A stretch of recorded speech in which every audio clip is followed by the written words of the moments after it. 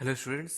आज हम लोग 5.11 से लेकर 5.15 तक के क्वेश्चंस को सॉल्व करेंगे इस चैप्टर के। और टोटल 5 क्वेश्चंस रहेंगे इस वीडियो में, और सारे क्वेश्चंस के टाइम स्टैम्प्स में दे दूंगा, जिससे आप डायरेक्टली कोई भी क्वेश्चंस पे जंप कर देंगे और अपने टाइम को सेव भी कर पाएंगे। और कोई भी क्वेश्चन में अगर आपको डाउट हो तो कमेंट सेक्शन आप ही के लिए है। ठीक है। बिना टाइम वेस्ट किए चलिए चालू करते हैं फिर अपने क्वेश्चंस को बनाना। तो सबसे पहला हमारा क्वेश्चन है, a truck start from rest and accelerate uniformly at 2.0 metre per second square. Accelerate uniformly, देखिए इसका बहुत ही ज़्यादा इंपॉर्टेंस है। यूनिफॉर्मली वर्ड ये बहुत ही ज़्यादा इंपॉर्टेंट वर्ड है आपस में। ऐसा क्यों है? इसका सिंपल सा आंसर है कि अगर आपका एक्सेलरेशन यूनिफॉर्मली नहीं हुआ तो आप लॉ ऑफ मोशंस के जो इक्वेशन है, लॉ ऑफ मोशंस के जो इक्वेशन है या मोशन इक्वेशन भी बोला जाता है, कौन कौन से हैं? v equal to u plus a t, s equal to u t plus half a t square, और v square is equal to u square plus 2as।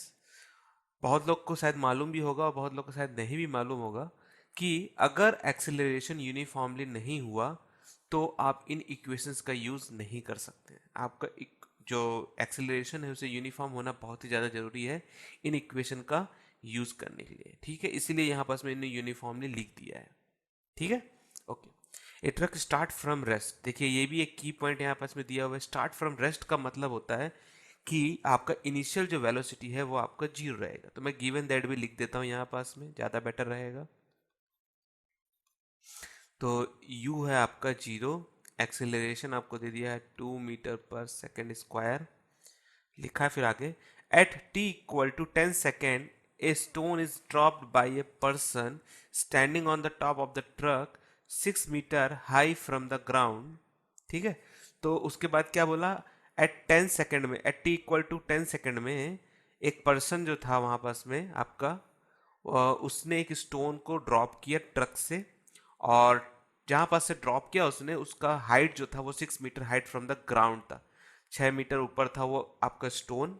ठीक है, अब पूछ क्या कह रहा है? तो आपको पूछ रहा है what are the velocity and acceleration of the stone. पहले सबसे पहले पूछा है व्हाट आर द वेलोसिटी, तो आपको वेलोसिटी निकालनी है, मतलब v निकालना है आपको। ठीक है, तो आपको v को फाइंड आउट करना है। फिर पूछा acceleration of the stone at t equal to 11th second. देखिए ये जो दिया है आपको यूनिफॉर्मली एक्सेलरेशन, ये एट 110 सेकेंड तक ही दिया था सारी, पर ये आपका 11 सेकंड में पूछ रहा है और 10 सेकंड में के बाद पूछ रहा है। ठीक है, तो इसको भी हमको निकालना पड़ेगा, तो उसको हम बाद में निकाल लेंगे, पहले हम वेलोसिटी तो निकाल लें। ठीक है, और नेग्लेक्ट एयर रेजिस्टेंस यहाँ पास में बोल रहा है, मतलब एयर रेजिस्टेंस यहाँ पास में नहीं लिया जा रहा है। एयर रेजिस्टेंस का मतलब ये है कि मान लीजिए कि ये आपका ट्रक है। ठीक है, और ट्रक आपका इस मोशन की तरफ जा रहा है, तो कभी कभार आप देखे होंगे कि आप गाड़ी में बैठे हुए और अपने हाथ को आप जब बाहर निकालते हैं तो हवा जो है, हवा का रुख इस साइड आपको हाथ पे पड़ता है और आपका हाथ जो है वो पीछे की तरफ जाता है। इस टाइप का आपको महसूस होता होगा। ठीक है, तो ये इसलिए होता है क्योंकि यहाँ पास के जो पार्टिकल्स है, एयर के पार्टिकल्स, वो आपके हाथों को कंटिन्यूसली स्ट्राइक करता है यहाँ पास में, और स्ट्राइक करने के कारण ये आपको पीछे की तरफ मूव करवाता है। तो ये चीज़ यहाँ पास में नहीं है, एयर रेजिस्टेंस को नेग्लेक्ट करवाया जा रहा है। तो ये पार्टिकल्स जो है आपको यहाँ पास में हिट बिल्कुल भी नहीं करेगा। ठीक है, तो जिस पोजीशन पे है वैसा का वैसे रहने वाला है। यहाँ पास में एक ये भी की पॉइंट यहाँ पास में दे दिया गया है। ठीक है, ठीक है, ठीक है, तो उसके बाद टाइम भी दिया गया है यहाँ पास में 10 सेकंड का। अभी देखिए 0 to 10 सेकेंड, मतलब स्टार्ट किया था फ्रॉम रेस्ट से और at t equal to 10 second तक गया वो। A stone is drop by a person, 10 second के बाद उसने ड्रॉप करवा दिया। तो 0 to 10 सेकंड के बीच में क्या हुआ होगा, उसकी वेलोसिटी क्या रही होगी, उसको पता करना पड़ेगा हमको। ठीक है, अभी देखिए ये पर्सन यहाँ पास में था, और जब इसने स्टोन को पकड़ा था 0 to 10 सेकंड तक में, तो आपकी ट्रक भी आगे आगे बढ़ रहा है और उतनी ही वेलोसिटी से आपका ये जो स्टोन है वो भी आगे बढ़ रहा होगा। तो जो भी ट्रक की वेलोसिटी होगी वही आपके स्टोन की भी वेलोसिटी होगी। तो हम यहाँ पास में एक सिंपल सा फॉर्मूला लगा सकते हैं, v equal to u plus a of t. अभी आप एक चीज देख रहे होंगे कि ये ट्रक जो है ये आगे की तरफ बढ़ रहा है, और इसका जो मोशन है वो एक हॉरिजॉन्टल मोशन के अंदर में आता है। तो ये जो v है वो v x हो जाएगा, u है u x हो जाएगा, a है वो a x हो जाएगा। ठीक है, तो इनिशियल वेलोसिटी क्या है आपस में 0, एक्सेलरेशन क्या मिला था हमको 2, और टाइम कितना लगा था 0 to 10 सेकेंड मतलब 10। तो हमें आंसर क्या मिला 20 मीटर पर सेकेंड। ठीक है, अब हुआ क्या कि जैसे ही 10 सेकेंड हुआ, 10 सेकेंड के बाद उसने स्टोन को छोड़ दिया, तो एट द 11th सेकेंड में वो स्टोन जो है वो इस वाले आपका जो ट्रक है इससे छूट गया। अब छूटने के बाद ये जो स्टोन है जैसे ही इसने छोड़ा, ठीक है, तो ये नीचे की तरफ आया, इसको ग्रेविटी ने नीचे खींच लिया। क्या किया इसने, इसको ग्रेविटी ने नीचे खींच लिया होगा, सिंपल सी बात है यहाँ पास में। अब इसकी वेलोसिटी ऐसे तो रही नहीं होगी ये वाली, ये आपका ये जो ट्रक जिस मोशन पे चल रहा था इसकी इसको तो मिलेगा नहीं, तो ये क्या हो गया नीचे खिंचा गया ड्यू टू द ग्रेविटी। अब ये जो नीचे की तरफ खिंचाया है इसको हम v ऑफ y लेते हैं, और ये जो आगे बढ़ा था ट्रक के साथ इसको हम v ऑफ x ले लिए। v ऑफ x हमने निकाल लिया है, और v ऑफ y भी हमको निकालना पड़ेगा यहाँ पास में।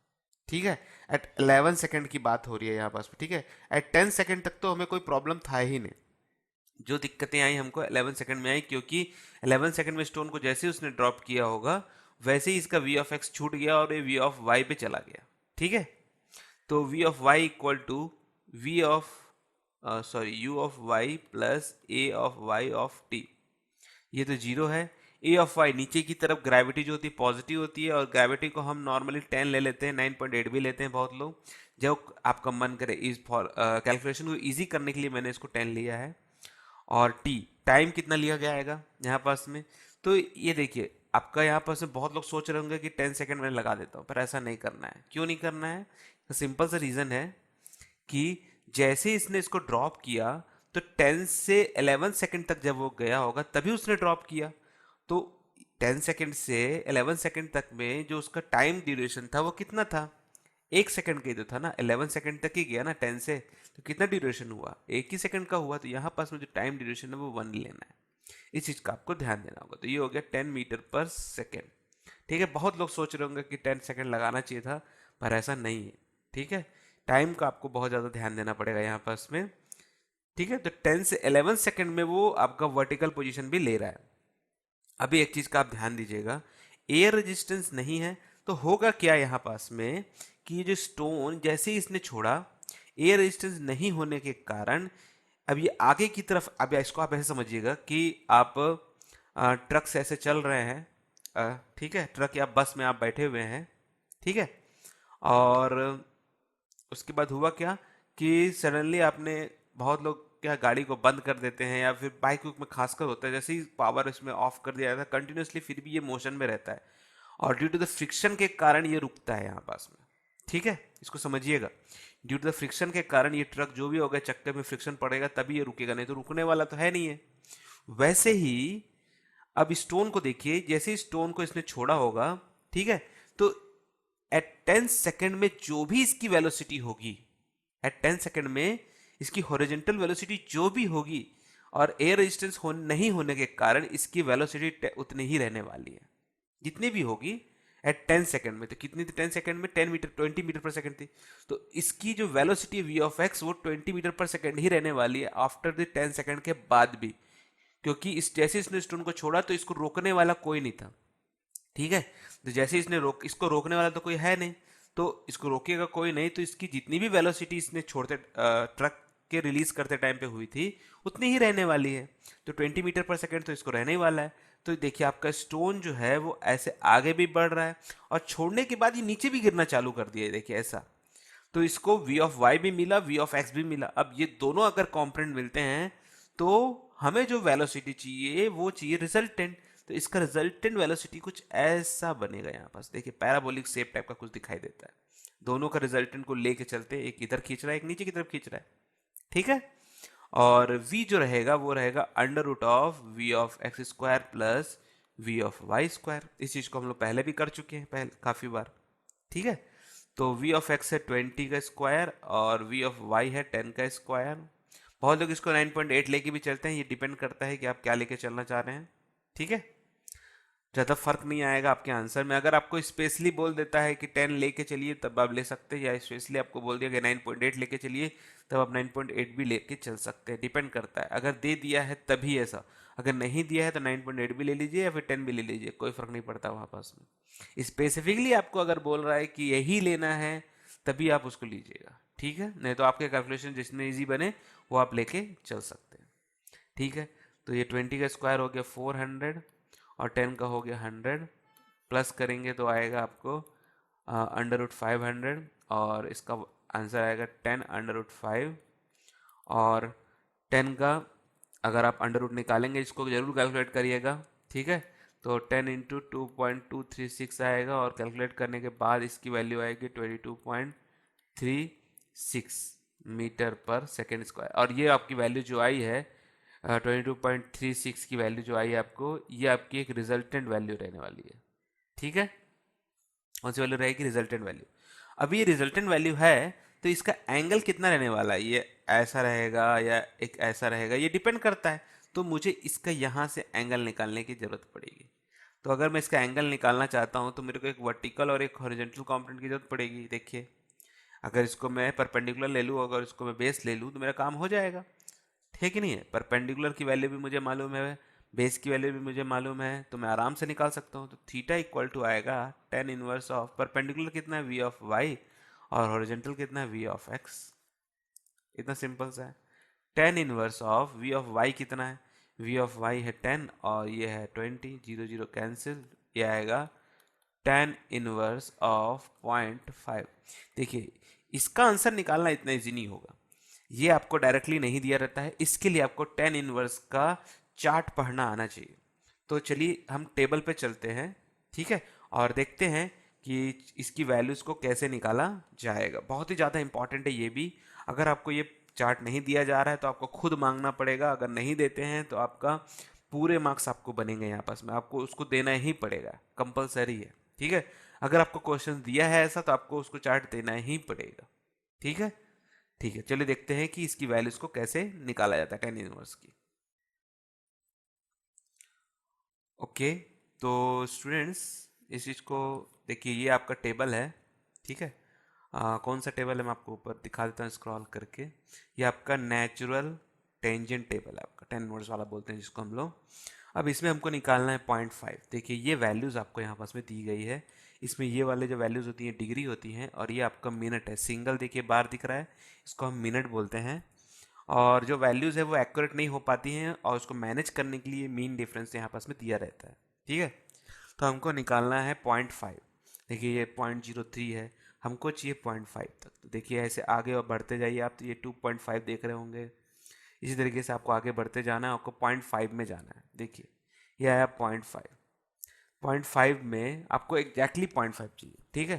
तो देखिए ये आया 4985, इतना आया। ये आया 50222, ये आया 50587, मतलब ये आ गया आपका वैल्यू। तो आपको देखिए एक चीज़ तो कंफर्म हो गया कि इसी लाइन में आपका आंसर आने वाला है। तो देखिए 26 डिग्री आपका कंफर्म हो गया। अब आपको चाहिए 5। कभी कभार होता है कि आपकी वैल्यू एग्जैक्टली नहीं पहुंच पाती है, फिर भी देखिए करके देखते हैं। तो अगर मैं 222 लेता हूं तो इतना एक्यूरेट नहीं आ रहा, क्योंकि मैंने इसको पहले भी सॉल्व करके देखा है, ठीक है।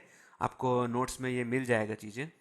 तो मैंने वैल्यू जो लिया था वो लिया था 50587, ठीक है। अब मुझे चाहिए था एग्जैक्टली 0.5। तो ये 587 जो था वो एक्स्ट्रा था और मुझे इसको हटाना है। तो मैंने क्या किया कि ये 327 और 254 को सम किया। तो जब मैंने इसका सम किया तो मेरी जो वैल्यू आई देखिए, 7 और 4 11 और 1 ऊपर, और 5 1 6 7 8 और 3 और 5। तो तकरीबन आपकी जो वैल्यू है 581 के आसपास आई, और ये 587 है, मतलब 6 आपका वैल्यू का थोड़ा डिफरेंस आ रहा है, फिर भी मैनेजेबल है। तो इन दोनों की वैल्यू को आप सम करिए और इसमें से माइनस कर दीजिए इसकी जो वैल्यू ऊपर में दी गई है यहाँ पास में, ठीक है। तो देखिए इन दोनों की जो वैल्यू है वो कितनी निकल के आ रही है, ये वाला है, ये है, तो ये दोनों वैल्यू। तो इन दोनों की वैल्यू अगर आप देखेंगे ऊपर जाके, तो ये है 7 और 9। तो 9 और 7 हो गया 16 और 16, और ये इस रो में आया था आपका, देखिए ये वाला कॉलम में आया था, सॉरी। तो इसमें आया था 50 मिनट्स, 50 मिनट्स, और ये आया आपका 16 में से 50 में से 16 चला गया तो तकरीबन आपकी वैल्यू जाती है 34 आती है। ठीक है, तो 34 मिनट्स है और ये आपका है 26 डिग्री। ठीक है, इस चीज़ को आपको ध्यान देना है। ठीक है, ठीक है, चलिए चलते हैं अपने पेपर पे। तो ये आपका कैलकुलेशन देखिए, यहाँ पास में जो आंसर आया आपका 26 डिग्री 34 मिनट। चाहे आप इसको ऐसा भी लिख दीजिए। ठीक है, बहुत लोग इसको अलग कैलकुलेशन भी करते हैं। बहुत लोग क्या करते हैं, ये 26 डिग्री तो रहता ही है, पॉइंट लगाते हैं और इस मिनट को भी डिग्री में कन्वर्ट करते हैं। अब मिनट को डिग्री में कन्वर्ट करने का सिंपल तरीका है 34 डिवाइड बाय 60 कर दीजिए। मिनट को डिग्री में करना है मतलब डिवाइड बाय 60 कर देते हैं और इसका कैलकुलेशन आप करेंगे तो नियर अबाउट आपकी वैल्यू 5.5666 समथिंग आता है इसकी वैल्यू। तो इसको लिख सकते हैं 26.6 डिग्री, चाहे आप इसको ऐसा भी लिख सकते हैं। ठीक है, तो आई होप आपको ये टेबल पढ़ना अब आया होगा। बहुत ही इजी है इसको पढ़ना, बहुत ही सिंपल तरीका है। बस आपको वैल्यूज देखना है और मैनेज करना है। उसकी वैल्यू के नियर अबाउट तक पहुंचने की कोशिश करिए। जो भी आपकी वैल्यू दी गई है उसके नियर अबाउट पहुंचने की कोशिश करिए, आपका आंसर जरूर निकल के आएगा। ठीक है, प्रैक्टिस करिए, आपका जरूर आंसर आएगा। और ये टेबल आपको गूगल में मिल जाएगा, आप इजिली इसको सर्च कर सकते हैं। ठीक है, हो सकेगा तो मैं इसको नीचे दिए गए वीडियो के लिंक में भी दे दूंगा, तो वहाँ से भी आप डाउनलोड कर सकते हैं। नहीं तो आराम से आपको गूगल में ये मिल जाएगा, नेचुरल टेंजेंट या फिर नेचुरल साइन। आपको तीनों वैल्यूज़ की जरूरत पड़ती है, नेचुरल कोसाइन, ये तीनों वैल्यूज़ की आपको ज़रूरत पड़ती है। अगर आपने चैप्टर लॉ ऑफ मोशन अच्छे से पढ़ा है तो मैंने उस चैप्टर के दौरान भी इसको बताया था कि इसको कैसे पढ़ा जाता है। फिर भी मुझे लगा कि आपको ज़रूर बताना चाहिए कि इस टेबल्स को कैसे पढ़ा जाता है। ठीक है, आई होप आपको ये क्वेश्चन अब अच्छे समझ में आया होगा। ठीक है, ठीक है, अब आगे देखते हैं। हमको वेलोसिटी निकल के आ गया और डिग्री भी निकल के आ गया। वैसे डिग्री पूछा नहीं था, फिर भी हमको बताना था तो हमने बता दिया।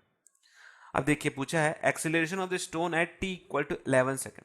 अब 11 सेकेंड में उसका एक्सेलरेशन कितना होगा, इसको समझते हैं। देखिए अभी 10 से जैसे ही 11 सेकंड में पहुंचा तो देखिए ये स्टोन जब आगे बढ़ने लगा तो एयर रेजिस्टेंस नहीं होने के कारण Vx जो था वो कांस्टेंट हो गया, मतलब 20 मीटर पर सेकंड के हिसाब से ये बढ़ने लग गया। पर जैसे ही इसने इसको छोड़ा तो acceleration due to the gravity इस पे लग गया और ये भी वर्टिकल पोजीशन पे लगेगा। अब इसको एक्सेलरेशन ड्यू टू ग्रेविटी लगा है और ये वर्टिकल पोजीशन पे लगा हुआ है, तो इसका एक्सेलरेशन जो लगेगा वो कितना हो जाएगा। तो इसका आंसर है बी वाले का, एक्सेलरेशन होगा आपका 10 या फिर 9.8 मीटर पर सेकंड आप लिख सकते हैं एक्सेलरेशन, और ए जो हो जाएगा वो जी के बराबर हो जाएगा। ठीक है, तो ये है आपका आंसर जो कि वर्टिकली लगने वाला है, जो कि वर्टिकली लगेगा।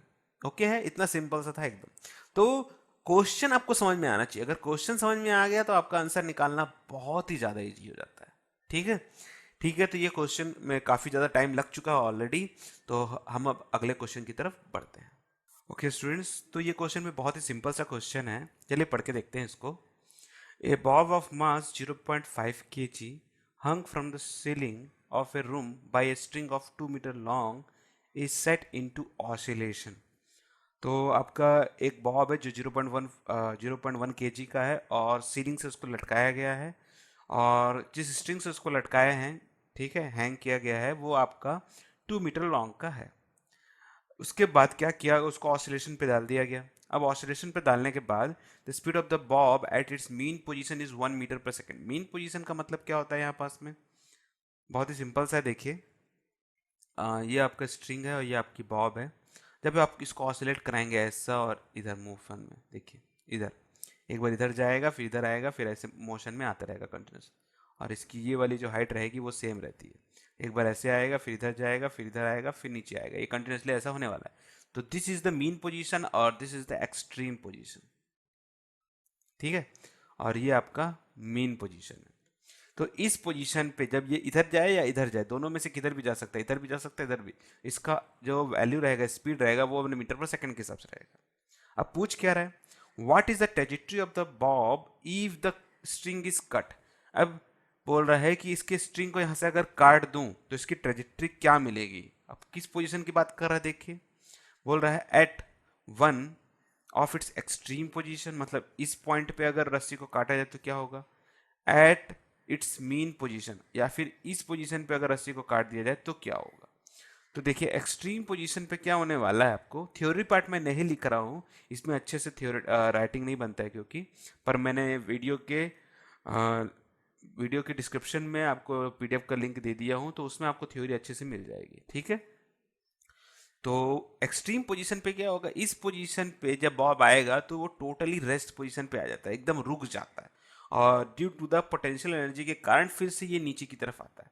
अब इस पॉइंट पे अगर एकदम हाईएस्ट पॉइंट पे अगर रस्सी में काट दूं तो ये कहीं नहीं जाने वाला, टोटली रेस्ट है, और जैसे ही कटा हुआ तो इस पर कोई वेलोसिटी इसको मिलने वाली नहीं है। अब इस पे सिर्फ और सिर्फ एक ही चीज हो सकता है, इसको ग्रेविटी नीचे की तरफ खींचेगी। तो इसकी कौन सी ट्रेजेक्ट्री बनने वाली, इसकी कोई ट्रेजेक्ट्री नहीं बनेगी, ये सीधा सीधा वर्टिकली डाउनवर्ड की तरफ आने वाला, वर्टिकली डाउनवर्ड की तरफ। अभी आप सोच रहे होंगे कि ये वैल्यूज क्यों दिया गया है, देखिए यहाँ पर सिंपली पूछा ट्रेजेक्ट्री, तो मुझे कैलकुलेशन नहीं करना है यहाँ पर, क्लियरली कोई कैलकुलेशन का चीज नहीं पूछा है, इसलिए मैंने लिख दिया वर्टिकली डाउनवर्ड, सिंपल, ठीक है। सेकंड पूछा है at it mean position. Mean position मतलब इस पोजीशन पे जब रस्सी कटेगी तो क्या होगा, इस पॉइंट पे कटने के कारण इसकी जो भी वेलोसिटी होगी वो उतने की उतने मिलने वाली है। अब एयर रेजिस्टेंस होगा अगर, तो इसकी वेलोसिटी डाउन होना चालू हो जाएगी ये वाली वी ऑफ एक्स पे, और अगर एयर रेजिस्टेंस नहीं होगा तो ये 1 मीटर पर सेकंड के हिसाब से आगे बढ़ते रहेगा, और जैसे ये कट होगा तो इसको ग्रेविटी नीचे की तरफ भी खींचेगा, मतलब वी ऑफ वाई होगा, और इन दोनों के कारण इसे एक पैराबोलिक पाथ इस टाइप से मिलेगा। देखिए ये इसको आगे की तरफ खींच रहा है, ये इसको डाउनवर्ड की तरफ, और ग्रेविटी के कारण इसे ग्रेविटी बढ़ते जाएगी, इसलिए ये देखिए नीचे की तरफ इसका कर्व डाउन होना चालू हो गया। तो इसे क्या मिलेगा, एक पैराबोलिक पाथ। ओके है, इतना सिंपल सा आंसर था इसका। ओके, आई होप आपको ये क्वेश्चन अब अच्छे समझ में आ गया होगा। चलिए चलते हैं अगले क्वेश्चन की तरफ। ओके स्टूडेंट्स, ये हमारा अगला क्वेश्चन है, बहुत ही सिंपल सा क्वेश्चन है ये भी, और ये क्वेश्चन जो रिलेटेड, एक्चुअल में ये रिलेटेड है आपका एक डेरिवेशन से, जो आपका लिफ्ट वाला एक डेरिवेशन था इस चैप्टर पे, लॉ ऑफ मोशन पे, उससे टोटली रिलेटेड है। अगर आपको डेरिवेशन बनता है अच्छे से तो आप इस क्वेश्चन को भी बहुत ही अच्छे से सॉल्व कर सकते हैं, ठीक है। तो चलिए इस क्वेश्चन को सॉल्व करके देखते हैं। बोल रहा है a man of mass 70 kg stands on A weighing scale in A lift which is moving. अब एक लिफ्ट है आपका यहाँ पास में, और यहाँ पास में एक वेइंग मशीन है, और इसके ऊपर एक आदमी है, ठीक है। अब इसकी जो वेट है एक्चुअल में 70 kg की है एट स्टेशनरी पोजीशन पे, ओके है, ठीक है। अब बोल रहा है पहला में कि upward with uniform speed of 10 metre per second. अब आपका ये जो लिफ्ट है ये ऊपर की तरफ मोशन में है 10 मीटर पर सेकेंड के हिसाब से, और यूनिफॉर्म है। यूनिफॉर्म मतलब कि इसकी वेलोसिटी जो है वो चेंज नहीं हो रही है।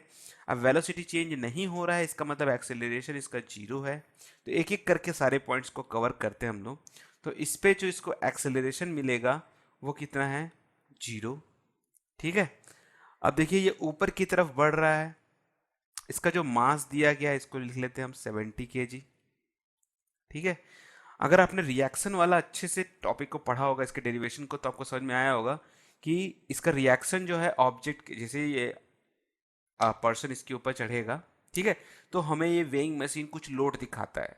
आपने अपने वजन को जब तौला होगा तो आपको कुछ वेट न मिलता ही होगा, ठीक है, वेइंग मशीन में। तो वो कैसे मिलता है, एक्चुअल में क्या होता है कि जब वेइंग मशीन के ऊपर आप चढ़ेंगे ऐसे, ठीक है, तो जितना लोड आप वेइंग मशीन के ऊपर डालेंगे उतना ही ये भी आपके ऊपर में एक रिएक्शन फोर्स लगाता है।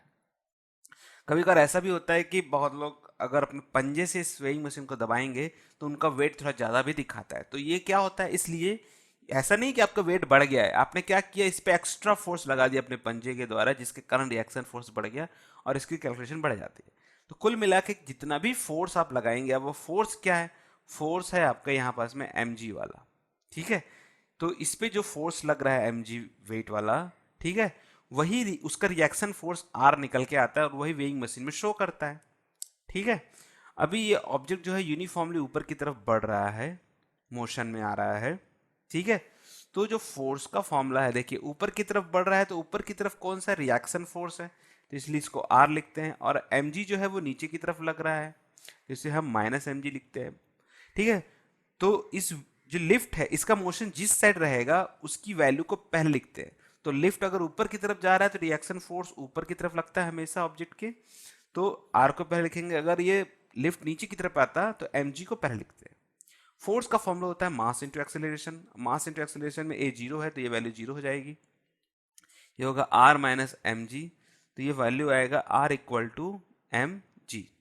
ठीक है, एम दे दिया गया है यहाँ पास में 70 और जी दे दिया गया है यहाँ पास में 9.8 ले सकते हैं आप यहाँ पास में, चाहे तो आप 10 भी ले सकते हैं, जो चाहें आप ले सकते हैं। ठीक है, जब आप इसका कैलकुलेशन करेंगे तो आपको वैल्यू निकल के आएगा 686 न्यूटन। और ये वैल्यू को रिएक्शन एक्चुअल फोर्स है तो न्यूटन में ही जनरली इसको रहने दिया जाता है, पर जनरली इसको वेट के फॉर्म में भी पूछते हैं। तो इसको वेट में निकालने का सिंपल सा तरीका है कि यही जो न्यूटन का फोर्स है, बहुत लोग इसको केजी डब्ल्यू टी वेट में लिखते हैं। केजी वेट में लिखने का सिंपल सा तरीका है, आप पूरी वैल्यू इसको 9.8 से डिवाइड कर दीजिए। तो जब इसको 9.8 से डिवाइड करेंगे तो आपको अराउंड 70 केजी डब्ल्यू टी आएगा, वेट केजी वेट आएगा। तो बहुत लोग इसको पूछते हैं कि इसे कैसे बनाया जाए, तो सिंपल सा है, ये जो वैल्यू निकल के आ रहा है 70 इंटू 9.8 डिवाइड बाई 9.8। ठीक है, इसमें 9.8 ये 9.8 कैंसिल हो जाएगा और आपको 70 केजी निकल के आ जाता है। इस तरीके से इसको सॉल्व किया जाता है। ठीक है, ठीक है, चलिए चलते हैं इसी तरीके से अगले वाले टॉपिक पे पढ़ते हैं। इसी पे पहले दूसरा वाला पूछ रहा है downward with uniform acceleration of 5 metre per second square. अब आपका जो लिफ्ट है वो डाउनवर्ड की तरफ आ रहा है, वो भी यूनिफॉर्म एक्सेलरेशन के साथ में, और कितना है acceleration 5 metre per second square. ठीक है, तो 5 मीटर पर सेकंड के हिसाब से क्या आ रहा है, तो इसको बी वाले का भी सेम लिख देते हैं, एक्सेलरेशन लिख देते हैं 5 मीटर पर सेकंड स्क्वायर। मास तो एम तो आपका 70 केजी रहने वाला है, लिफ्ट आपका नीचे की तरफ आ रहा है और एम जी भी नीचे की तरफ है, तो फोर्स जो रहेगा वो रहेगा एम जी माइनस आर। ठीक है, आर को इधर ले आइए, तो आर हमको चाहिए क्योंकि आर ही हमको बताएगा कि इस वेइंग मशीन में आपका वेट कितना शो कर रहा है। तो आर इक्वल टू आएगा M G minus F. F क्या रहता है, मास इंटू एक्सेलरेशन। एम को बाहर निकाल दीजिए, जी आपका ले लीजिएगा 9.8 या 10 भी ले सकते हैं, और ए रहेगा 5, जो चाहे आप ले सकते हैं 70, और इसका कैलकुलेशन करेंगे तो आपका आएगा 4.8 और आंसर आएगा आपका 336 न्यूटन। तो रिएक्शन फोर्स आपका देखिए कम हो गया, रिएक्शन फोर्स कम हो गया मतलब आपका वेट भी कम हो गया होगा। तो 336 डिवाइड बाय 9.8, तो आपका जो वैल्यू आएगा वो नियर अबाउट आएगा 34.285 केजी डब्ल्यू टी। ओके है, तो इतनी वैल्यू आपके निकल के आने वाली है। और इससे एक चीज पता चला आपको कि अगर लिफ्ट में आप हैं और आप नीचे की तरफ आ रहा है आपका लिफ्ट, तो आपका वेट जो है वो कम शो करेगा। सिंपल सी बात है एकदम। ठीक है, तो लिफ्ट वाले अगर प्रॉब्लम्स आप डेरिवेशंस को आपने अच्छे से सॉल्व किया तो आपको ये समझ में आ जाएगा। अगर आपने नहीं किया है तो डेरिवेशंस को आप जरूर देख लीजिएगा। ठीक है, ठीक है, तो चलिए अगले टाइप पे बढ़ते हैं। तो अगला क्या है हमारा, upward with a uniform acceleration of 5 metre per second. तो आपका जो लिफ्ट है वो अपवर्ड की तरफ मूव कर रहा है और एक्सेलरेशन जो है वो 5 मीटर पर सेकेंड अगेन है, पर अपवर्ड की तरफ मूव कर रहा है। अपवर्ड की तरफ मूव करने का मतलब कि रिएक्शन फोर्स पहले लिखेंगे और mg फोर्स बाद में लिखा जाएगा। ठीक है, ठीक है, तो सी वाले में आएगा आपका अपवर्ड की तरफ मूव कर रहा था आपका लिफ्ट। ठीक है, तो ये आपका फोर्स इक्वल टू आएगा आर माइनस एम जी। तो आर इक्वल टू आएगा force plus m g. F जो है वो मास इंटू एक्सेलरेशन है, तो एम को आप बाहर निकाल लीजिए तो इसका एक्स ए बचेगा और इसका जी बचेगा। तो यह आएगा 70, एक्सेलरेशन आएगा 5 और जी आएगा 9.8, तो आएगा 70 इंटू 14.8 और कैलकुलेट करेंगे तो आएगा अराउंड 1036 न्यूटन। तो लिफ्ट अगर ऊपर जा रही है, ठीक है, तो आपका जो रिएक्शन फोर्स है वो बढ़ जाता है, आपका वेट ज़्यादा शो करेगा। और इसी को अगर आप केजी वाट पे चेंज करना चाहते हैं तो डिवाइड बाय 9.8 करेंगे तो आपको वैल्यू आएगा 105.7 केजी डब्ल्यू टी। ठीक है, तो देखिए ऊपर और नीचे होने से कितना इफेक्ट पड़ रहा है आपके वेट पे, इस चीज़ का आपको ध्यान देना है। ठीक है, ठीक है, तो चलिए अगले पॉइंट पे चलते हैं इसी तरीके से। तो अगला पॉइंट है कि what would be the reading if the lift mechanism fail and it hurtle down freely under gravity। जब ऐसा केस होगा कि जब इसका जो रस्सी है अगर कट जाए यहाँ से, ठीक है, तो फ्री अंडर ग्रेविटी हो जाता है और एक्सेलरेशन जो है वो आपका ए जो है वो जी के बराबर पहुंच जाता है। ठीक है, तो देखिए डी पोजीशन पे क्या होगा, एफ जो रहेगा नीचे की तरफ आया तो एम जी माइनस आर, ठीक है, और आर को अगर इधर ले आइए और ये बनेगा एम जी और ये एफ इधर आएगा यहाँ पास में, तो ये आएगा M G minus M into A. M को बाहर निकाल दीजिए, जी माइनस ए। अब फ्री अंडर ग्रेविटी में जब रस्सी कट जाती है तो ए जो है वो जी के बराबर बढ़ जाता है, तो ये आएगा जी माइनस जी। तो जी माइनस जी लगने के कारण इसकी वैल्यू हो जाती है जी। तो रिएक्शन फोर्स कितना हो जाएगा यहाँ पास में, जीरो।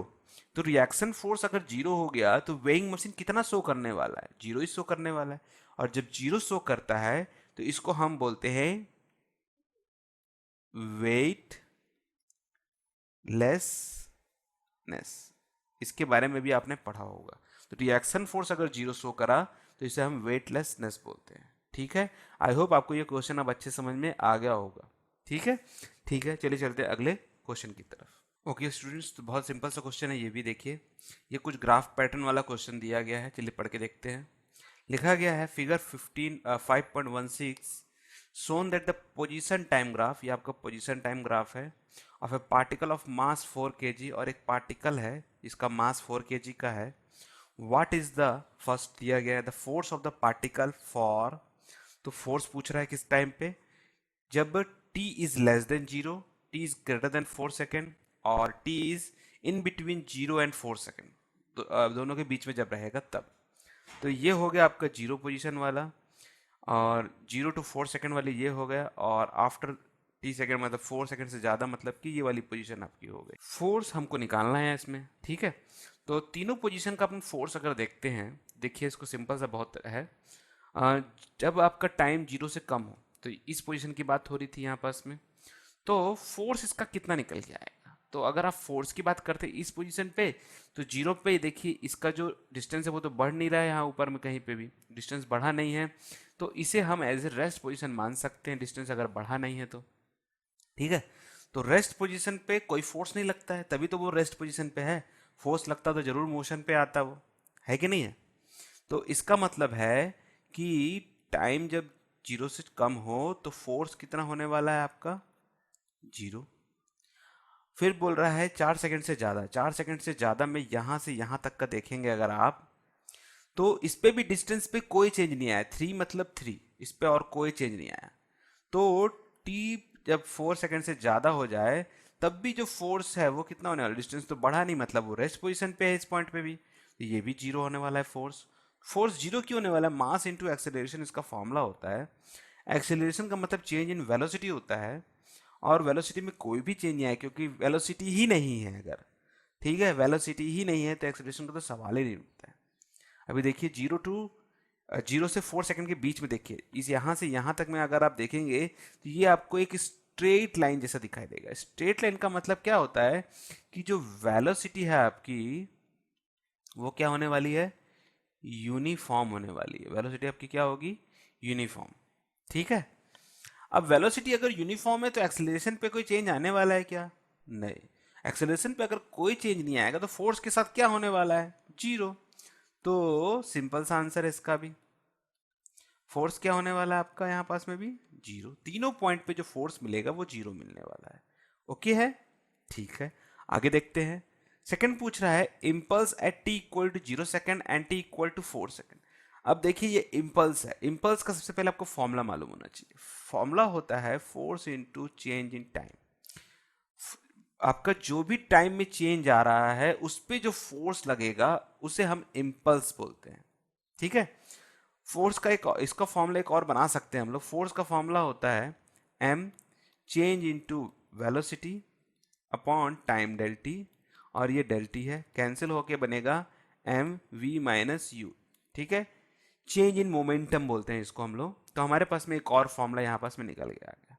अब इसमें देखिए इनिशियल वेलोसिटी, फाइनल वेलोसिटी और मास, देखिए हमको क्वेश्चन में मास दे दिया गया है और यही हमको हेल्प करेगा इम्पल्स निकालने के लिए। तो at t equal to zero पे देखिए मुझे निकालना क्या है, इम्पल्स निकालना है। इम्पल्स के लिए मेरे को फॉर्मूला दिया गया है एम वी माइनस यू। अब टी इक्वल टू जीरो पे देखेंगे अगर आप, तो इनिशियल वेलोसिटी तो आपकी जीरो है, वी हमको मालूम नहीं, मतलब फाइनल वेलोसिटी हमको मालूम नहीं है, पर हम फाइनल वेलोसिटी निकाल सकते हैं। देखिए कैसे निकालेंगे, ये एक यूनिफॉर्म वेलोसिटी का लाइन है। तो अगर मैं डिस्प्लेसमेंट अपॉन टाइम करूँ तो मुझे ये वेलोसिटी निकल जाएगी कि ये कितना है। चाहे आप इस पोजीशन पे लीजिए चाहे इस पोजीशन पे, हर पॉइंट पे आपका वेलोसिटी तो सेम रहने वाला है। तो v इक्वल टू आएगा डिस्प्लेसमेंट अपॉन टाइम, डिस्प्लेसमेंट कितना है 3 ऑफ टाइम कितना है 4, तो v आपको आ गया 3/4, पुट कर दीजिए। तो 4 इंटू 3/4 माइनस जीरो, तो आपका आंसर आएगा 4 इंटू 3/4, 4 कैंसिल, आपको आएगा 3 मीटर पर, 3 मीटर नहीं 3, मास का आएगा केजी और वेलोसिटी का आएगा मीटर पर सेकेंड स्क्वायर पर सेकेंड। ठीक है, वेलोसिटी का ये आएगा। तो दिस इज द यूनिट। तो इम्पल्स कितना वाला 3 KG dot metre per second. ठीक है, द सिंपल सा था ये। अब एट टी इक्वल टू, जब मैं 4 सेकेंड लेता हूं इस पॉइंट पे अगर मैं देखूं, ठीक है, तो एट 4 सेकेंड में इसकी फाइनल वेलोसिटी तो ये रहने वाली है, इनिशियल वेलोसिटी ये जो मिल रही थी। तो फाइनल वेलोसिटी देखिए डिस्प्लेसमेंट में कोई चेंज नहीं आया है, तो डिस्प्लेसमेंट जीरो है, तो फाइनल वेलोसिटी कितनी होने वाली है जीरो। फॉर्मूला सेम है इम्पल्स का, m v minus u. M होगा 4, फाइनल वेलोसिटी होगी जीरो, इनिशियल वेलोसिटी मतलब कि यहां से जो इसकी वेलोसिटी मिल रही थी वो होगा आपका 3/4। तो आएगा आंसर -3/4, 4 कैंसिल, आएगा -3 kg/मीटर/सेकेंड।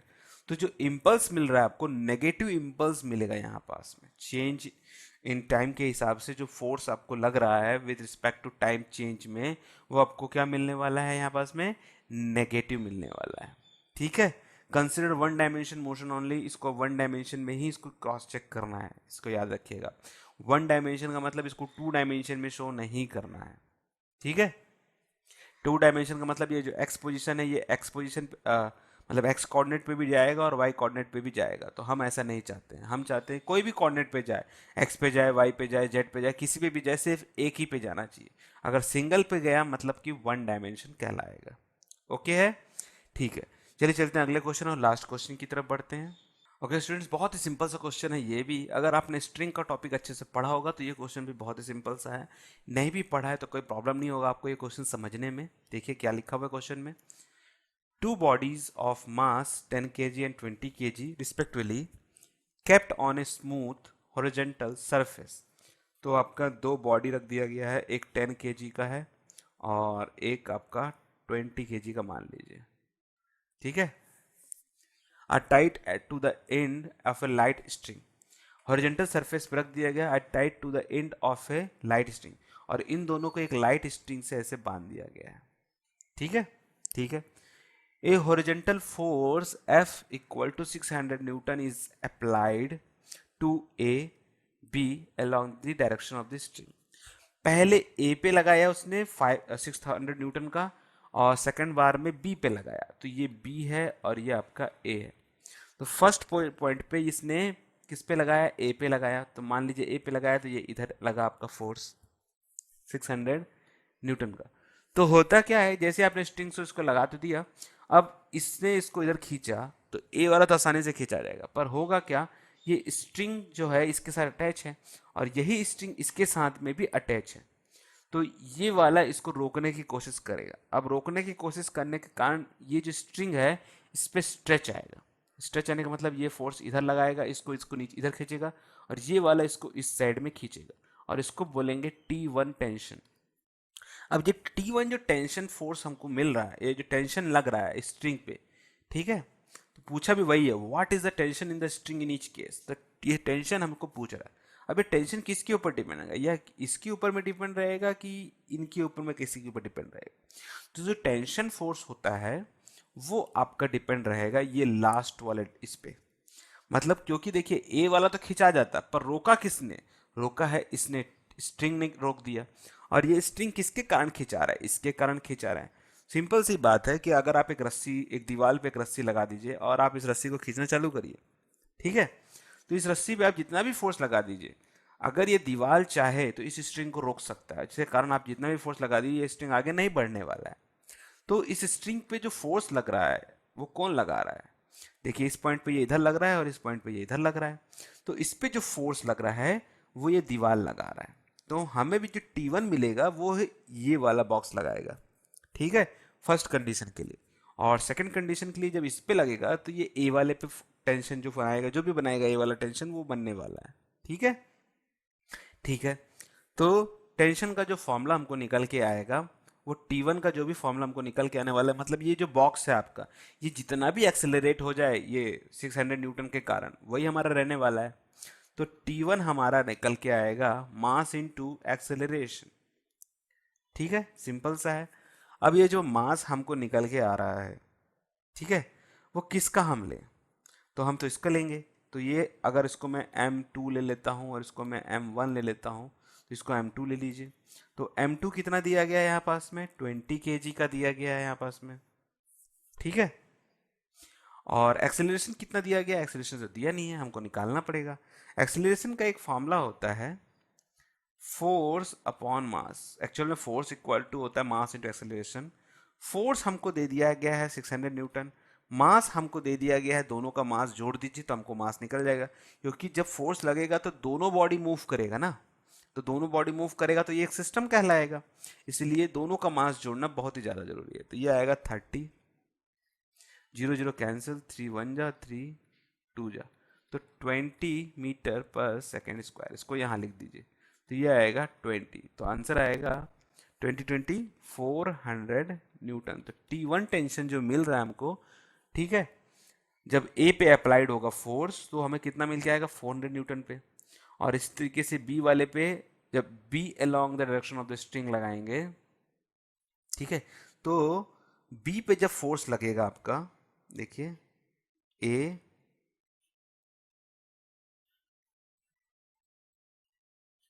ये बी पे जब फोर्स लगा 600 न्यूटन का,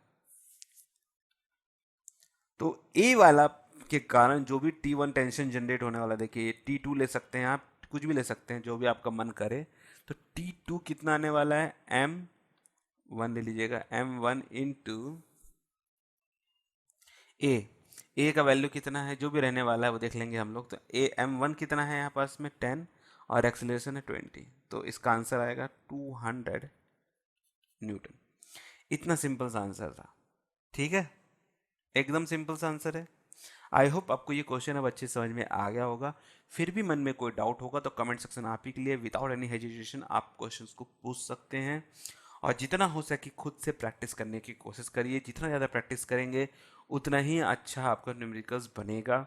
आप खाली वीडियो देखेंगे और सोचेंगे कि बन जाएगा, तो ऐसा पॉसिबल नहीं है। जितना ज़्यादा प्रैक्टिस करेंगे उतना अच्छे से आपको ये क्वेश्चन समझ में आएगा। इवन में अगर मैं भी चाहूँ तो इतने अच्छे से न्यूमेरिकल्स को नहीं बना सकता अगर मैं प्रैक्टिस नहीं करूँगा। तो मैं भी प्रैक्टिस करता हूँ तब जाके मुझे क्वेश्चंस बनते हैं, ठीक है। ठीक है, तो फिर इस वीडियो को यहीं क्लोज करते हैं। आई होप ये वीडियो आपको पसंद आया होगा, अगर पसंद आया तो इसे लाइक और शेयर जरूर कर दीजिएगा। और अभी तक हमारे चैनल से आप नहीं जुड़े हैं, सब्सक्राइब करना बिल्कुल भी ना भूलें। Thank you for joining this video. आपका दिन शुभ रहे।